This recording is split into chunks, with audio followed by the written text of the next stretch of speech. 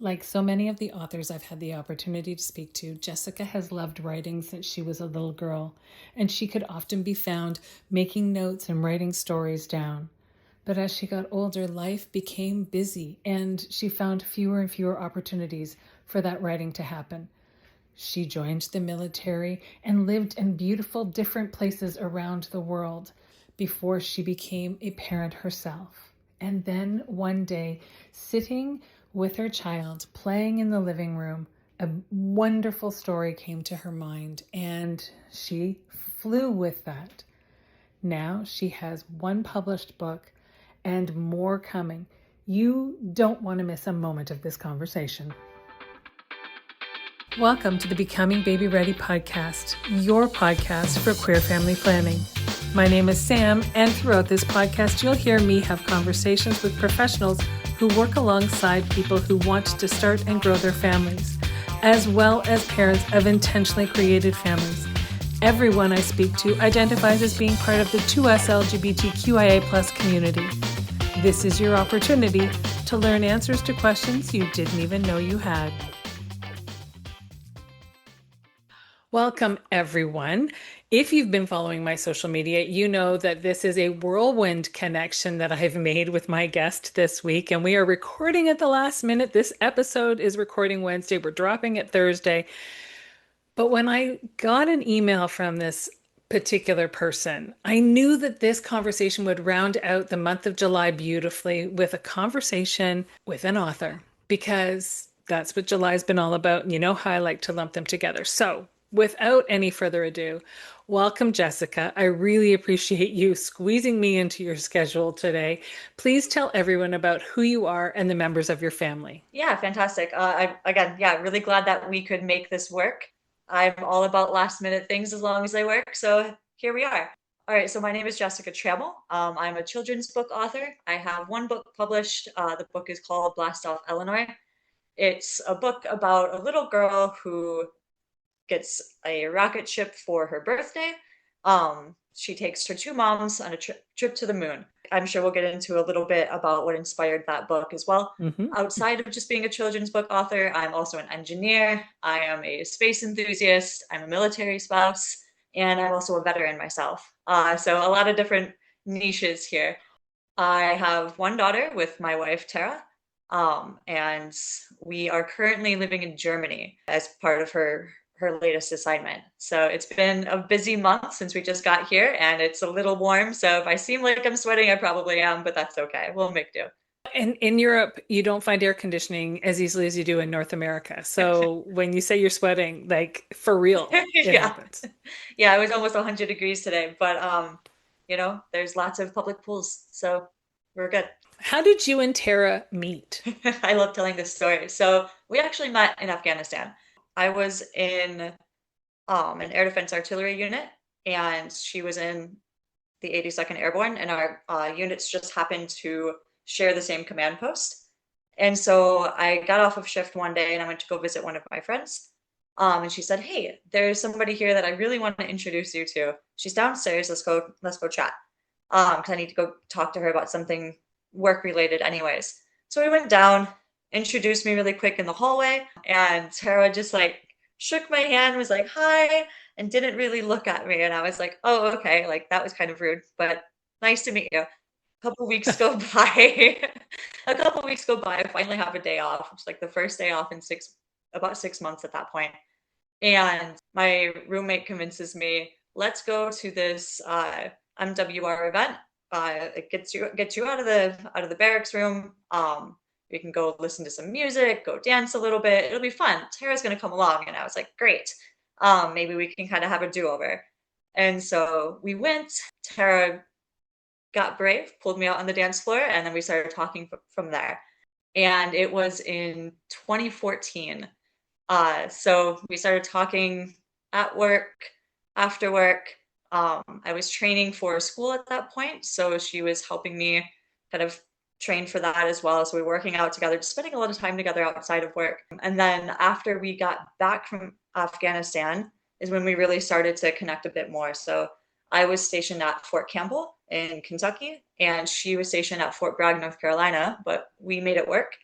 We ended up getting married, and that was a couple months before the, I think it was the Defense of Marriage Act was Mhm. overturned. And so then we started seeing each other in between like that couple year window of when Don't Ask, Don't Tell was repealed and then DOMA was overturned. So there were a lot of weird policy decisions that we kind of had to navigate the first couple months of our marriage. But after that, everything worked out. I ended up moving into her house in Fort Bragg, and we've been able to make things work ever since. When you are legally married and are both military personnel, does that mean that you will end up being, when they station one of you somewhere, they will station the other in the same space so that you stay connected as, because you said when you first came back from Afghanistan, one of you was in Kentucky, one was in North Carolina.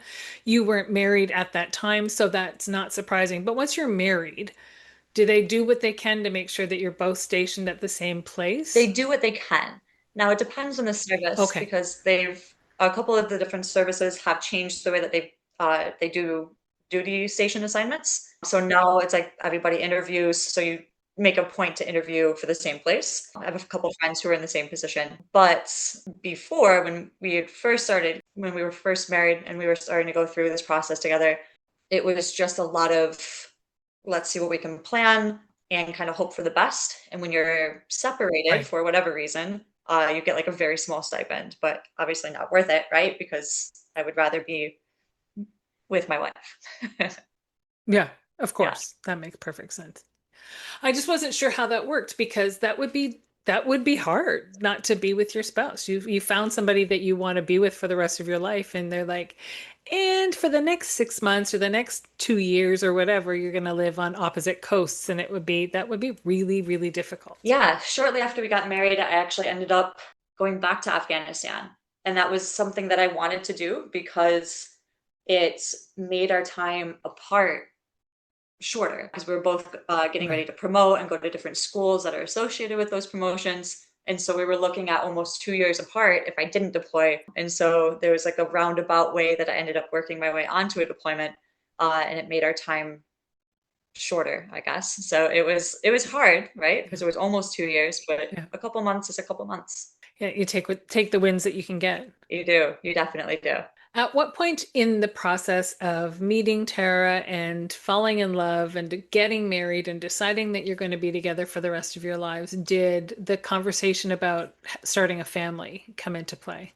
Pretty much right off the bat when we started getting more serious, we just wanted to make sure that we were on the same page on what we wanted. So initially, neither of us wanted to carry, and just because of how busy our careers were, and just nothing that neither of us had really felt that big draw that we really wanted, Right. to carry. So we were talking through adoption, like maybe down the road, maybe down the road. And when I got back from my second deployment, we started to look into more of those options. And we realized that maybe it's not our best fit.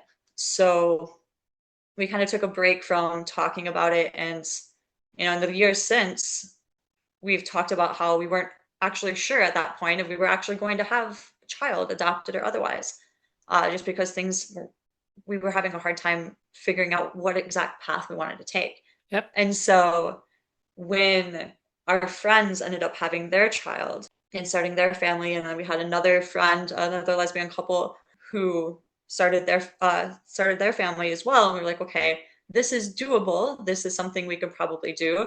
And I was just like, let's do it. Like I will carry. I'm the youngest of the two of us. And so just made the decision to start looking into fertility treatments and understanding what that process looked like. So you decide that you'll be the one to carry, or at least be the one to try to carry, because at the beginning, we assume that your uterus is healthy and everything's going to be fine, but you don't know until you jump into it, right? Right. So you make that decision. Now you have to decide how you're going to fertilize whatever egg you use. I guess, my first question is, did you do IUI or IVF? And how did you decide who the donor was going to be? So we did IUI, and we're very, very lucky that it didn't take us more than one cycle, which is pretty rare. It is. Wow. Good for It's you. yeah, I know, right? Um, and so, I mean, I yeah, I come from a family of pretty large sibling groups. Not mine, but my cousins are pretty like, yeah, you get what I'm trying to I say. do. So, and then when we started to decide who the donor was going to be, we just decided that a priority of ours was making sure that they were going to be an open donor.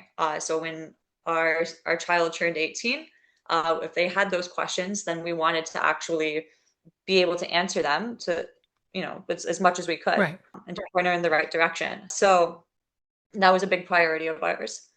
Second was looking into the regulations around different cryogenic banks. Hmm.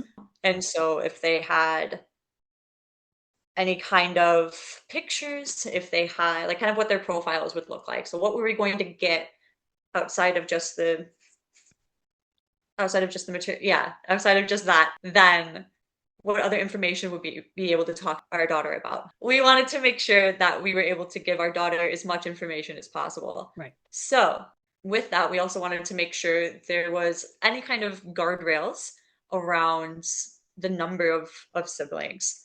And so that was pretty important to us as well. We ended up going with a pretty a larger bank, so more well known because we got more health information as well, because that was something that was important to Sure. us. And then from there, just it's really weird how it works nowadays, right? Where it's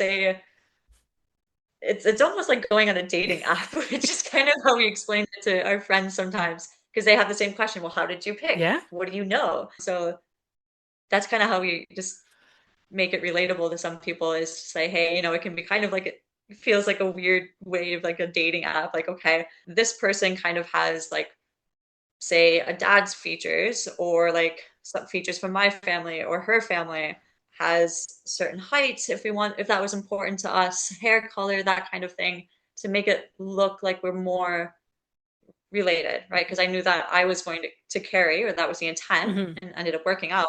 But we wanted our daughter to look like both of Right. us, if that were possible. And it actually worked pretty well. So our daughter has same eye color and some other features that are pretty prominent in my wife's family. Nice. So that was pretty neat to see. And you always wonder how that's going to play out. So when it does, and you look at your child and you think, wow, for not being genetically connected to both of us, you would never know. Exactly. Yeah. And my wife just kind of looks at me and smiles sometimes when people come up and they're genuinely curious who carried, because they can't tell. Yeah. And that meant so much to me.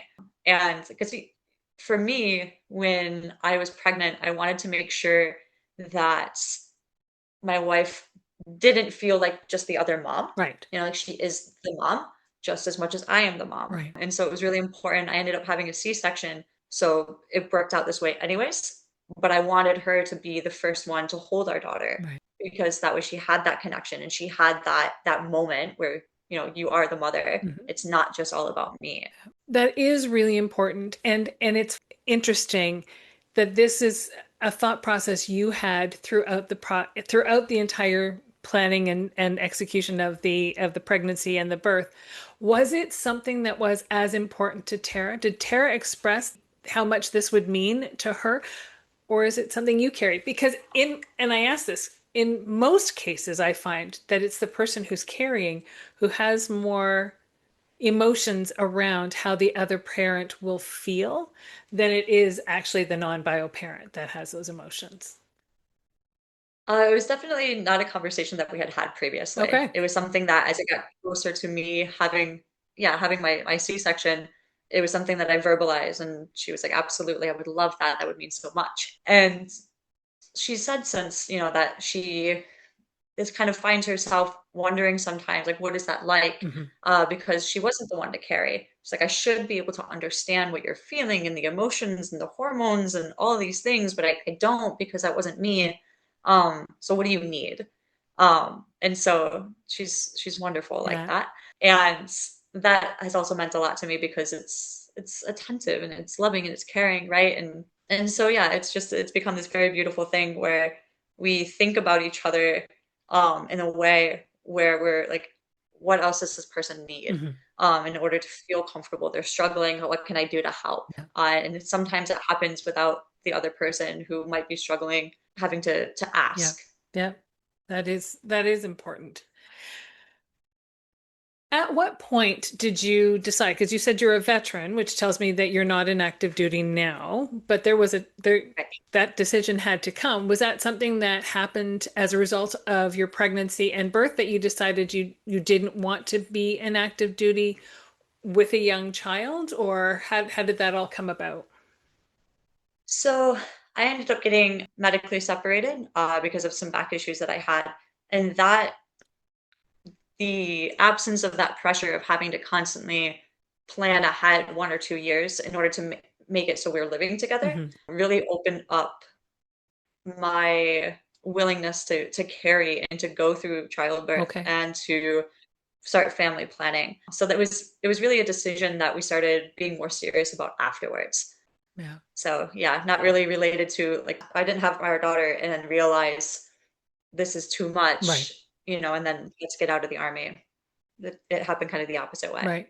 But that's nice because, I mean, it was a medical reason you had to get out for medical concerns that you had, but parenting still, it actually it highlighted it so that it felt like it was that much more achievable for you because you Hmm. weren't. Yeah, right. And I have to say, like, there are so many families out there who are dual military, Hmm. who have children, and I see the struggles because I didn't have a child at the time, but even just planning your careers and trying to make sure that both of your ambitions are met Hmm. is so difficult. And so to add kids on top of it, I really give it to them for being fantastic parents and just being the ultimate Yeah. balancers. Oh, for sure. Hold on for just a moment. We'll be right back. Hey guys, it's Jamil with Fathernetics, and since it's July, chances are somebody already lit fireworks somewhere. Somebody's grilling, and somebody's trying to keep that kid from sprinting barefoot through the backyard with a popsicle in one hand and absolutely no plan. That part feels pretty universal. Because gay dads, we're doing summer like everybody else, packing bags we forgot to pack, chasing sunscreen covered kids, trying to relax for 5 minutes, and somehow still answering deep life questions from the back seat on the way to ice cream. That's what Fathernetics is all about. Real conversations with dads, future dads, and family building voices talking adoption, surrogacy, IVF, foster care, parenting, and the everyday moments that make a family feel like family. Some stories are funny, some hit a little deeper. All of them are real, honest, and rooted in community. And July feels like a great reminder of that. Families come together in all kinds of ways, and there's room for every story here. Follow and subscribe to Fathernetics wherever you listen to the podcast, and come hang out with us on YouTube at Fathernetics.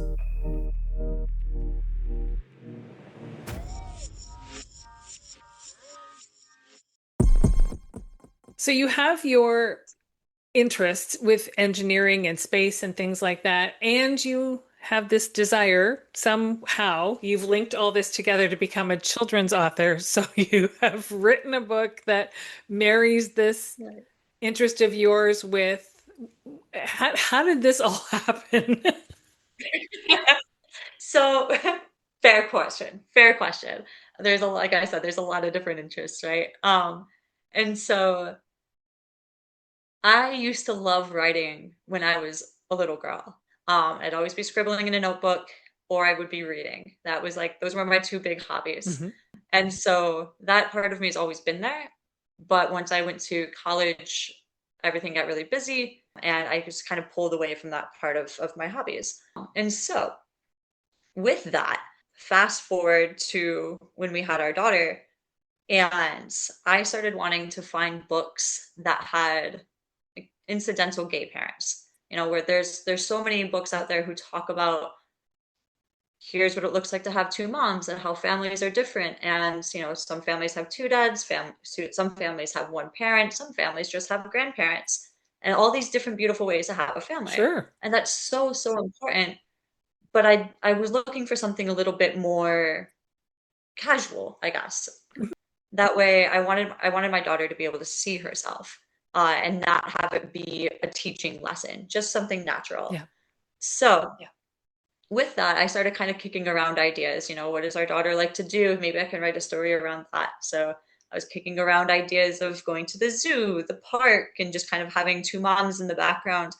Nothing really struck me as super inspiring. That really felt like me, like a story that I would really want to write. And so one day we got our daughter a rocket ship for her birthday.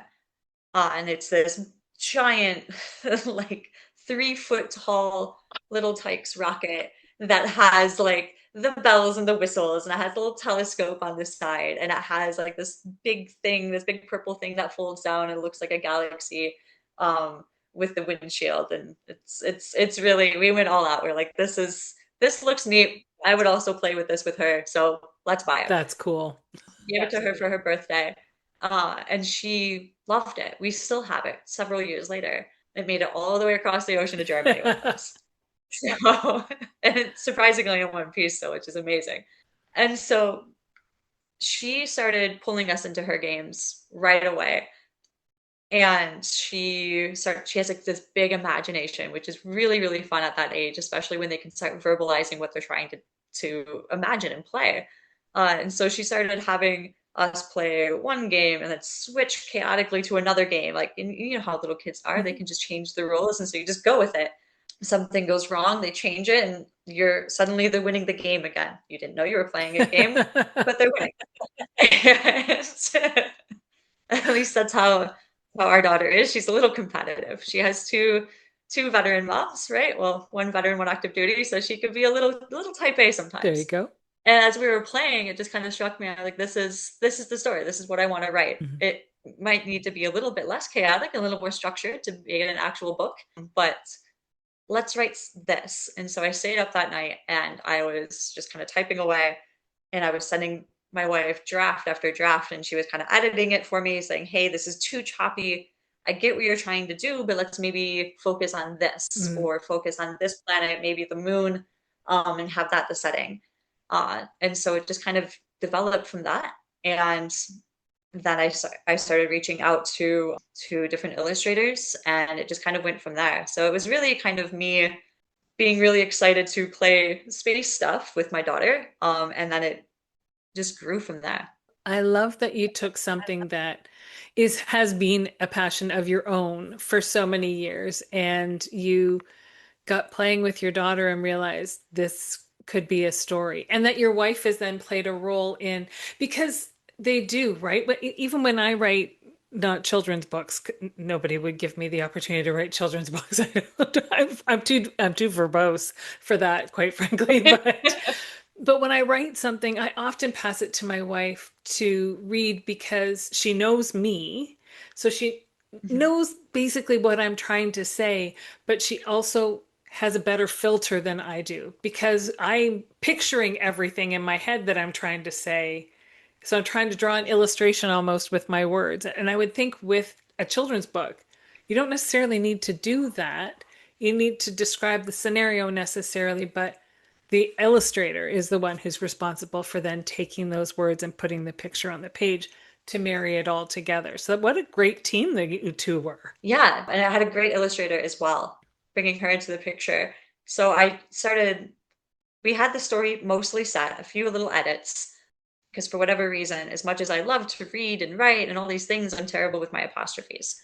And so it's just like a few little edits, right? But as I had the general story set and the idea, I started to look for ways to publish it. And children's publishing in the traditional route is very difficult to get into.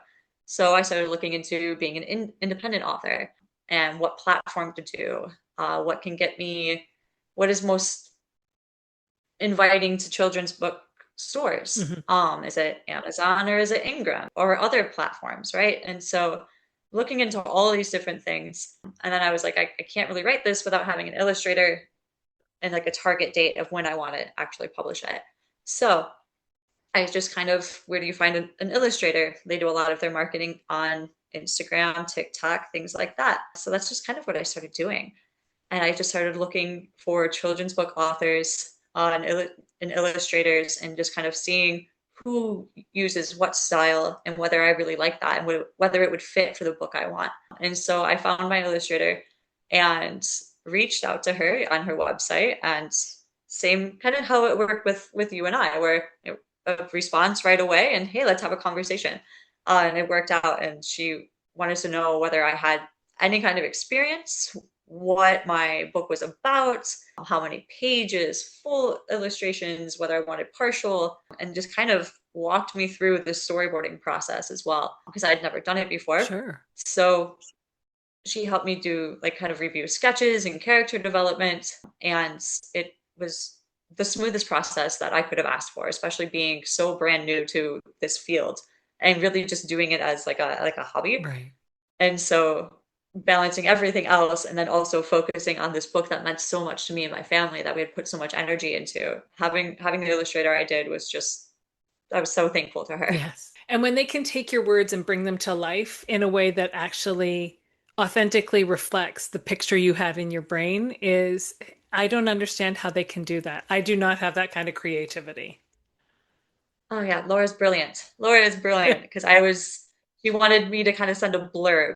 She's like, if you don't have your own storybook, that's okay, like your storyboard, I mean, but give me at least a blurb of what you might want and kind of what you're envisioning, and I can go from there. And she like knocked it out of the park. Excellent. So remind listeners, what is Blast Off Eleanor about? So it is about this adventurous little girl who, just like my daughter did, got this big rocket ship for her birthday and wanted to go on an adventure. And so she has this big imagination where she goes from the living room to the moon and starts incorporating some of her favorite things to do. And so a few little things go wrong along the way, but as a family, they work through it and then they get back home safely to enjoy their favorite snacks. Uh, It's basically the general story. I love that. Now, Yeah. in your mind's eye, as you've written this, published this one. I think you said you've written others. Is Eleanor going to be the protagonist through all of your books? Is Eleanor a recurring person? Yes, absolutely. Because Eleanor has a big personality and a big imagination, and so does my daughter. So I have lots of inspiration at home to write off of as well. So I might as well keep the characters the same. I love that. And truthfully, you've got some really neat experiences of life to be able to draw upon. You're packing up your family, you're moving to a new country. Your child has the opportunity to be learning a new language and bringing that home. And I don't know if you and Tara speak German, but from what I've heard from other people who have been in similar sets of circumstances, their children go to school locally and they start learning German in this particular situation and come home and start speaking to their parents, and their parents are like, well, great, now I have to learn German, I guess, because I am anticipating that, yes. So she's not quite old enough to enter the school system here, but that is a goal of ours for while we're here, for her to learn that language. Just because it's such an incredible opportunity. And once you start learning a language so young, it generally sticks with you. yeah. And it becomes easier for you to learn languages later in life. So say she doesn't stick with German, she wants to learn French or whatever other language she wants, Spanish, then it's easier for her to, because she already has like those connections made. Yeah. I'll tell you now, as someone who lived in Europe as a teenager, and I was with a family and they had family come over, and there was a 2 or 3 year old that came in and started speaking to their parent in French. And I had only ever seen 2 or 3 year olds speaking English in the past, and I was looking at this child thinking, how how do you know how to speak French already? Not even putting it together in my brain. Obviously, they don't speak English, they only speak French, but it is so cute to see when the little people are speaking another language, and it's adorable. Yes, she already has a little friend in the neighborhood that we're living in, and little girl is about her age, only speaks German. My daughter mainly only speaks English. She has had a few other little lessons of like French and Hebrew, but hasn't learned German yet. She will in the school that we're sending her to. But it's amazing to watch them also figure out what they're doing and what they want each other to do, to just play, Yes. to just be playing with dolls or the pool or whatever, and just start having fun without having a single clue what the other one is saying. Yeah. It's amazing to see kids interact and to just get along. And that play is international and universal, right? That's pretty, I Exactly. love that. That's so cool. Yes. So, how many Yeah. books do you have in your mind? Right now, I have one other one written and two others. So three total. One written that I kind of am just playing around with editing at this point, and two others that I have the general idea for. So there's lots coming. All of this to Yes. say, people need to figure out where they can get these books of yours. So where do people find them? So if you go to my Instagram, I have a link to my website. And on my website, you can find it on Amazon, bookshop.org, which I'm a big fan of because they allow you to give additional money to local bookstores that you want to support Oh, in your area. You can also find it at Barnes and Noble. and at Barnes and Noble. Online only, or is it actually in stores at Barnes and Noble? I believe it's only online. Still, that's cool. It is pretty neat. It's a big perk of using the publishing platform that I did, is that it allows you to sell in more than one place. And I think there's one book shop, like a brick and mortar in Michigan, that carried it for a little while. And then again, if you like request it, there's ways for them to order it as well if you're going to a local bookshop. Perfect. That's great to know. And all of this information will be in the show notes so that people can find you, they can find what's coming up next, they can order the books that you've already created. I love this. It is what a neat platform that you've created, this opportunity for children to learn about using their imagination and exploring and things like this. It's fantastic. Thank you so much for what you do and what you create and put out into the world.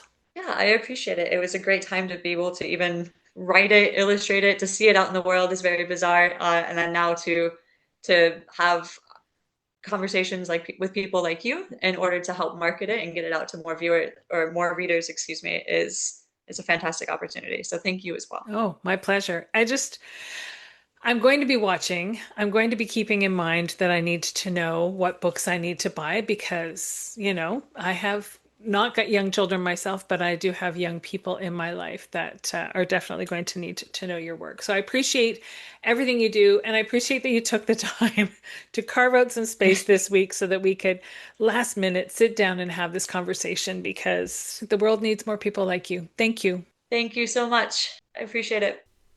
I want to take a moment to acknowledge the stolen land I live and work on, because where we are matters. I live in Burlington, Ontario, Canada, and I carry colonial lineage.